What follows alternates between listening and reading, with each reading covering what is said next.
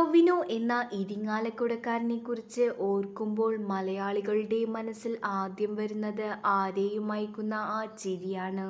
എല്ലാത്തരം പ്രേക്ഷകരെയും വശീകരിച്ചുകൊണ്ട് ആ ചിരി വിജയകരമായ 12 വർഷങ്ങൾ പൂർത്തിയാക്കുന്നു. അതും ഒരു വിസ്മയ വിജയവുമായി.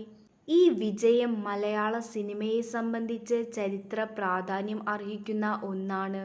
കാരണം സമീപകാല വിവാദങ്ങൾ മലയാള സിനിമയെ തകർക്കുമെന്നും ആളുകൾ സിനിമ കാണുന്നത് അവസാനിപ്പിക്കുമെന്നും തോന്നുന്ന ഒരു കാലത്താണ് ടൊവിനോ ഒരു വൻ ഹിറ്റുമായി എത്തുന്നത്.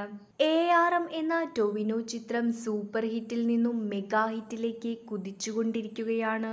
3 വ്യത്യസ്ത കഥാപാത്രങ്ങളെ അവതരിപ്പിക്കുകയും അതിൽ ഓരോന്നിലും തിളങ്ങുകയും ചെയ്ത ടൊവിനോ മണിയൻ എന്ന കഥാപാത്രത്തിന്റെ പ്രകടനത്തിൽ എത്തുമ്പോൾ മറ്റൊരു വിതാനത്തിലേക്ക് ഉയരുന്ന കാഴ്ച കാണാം.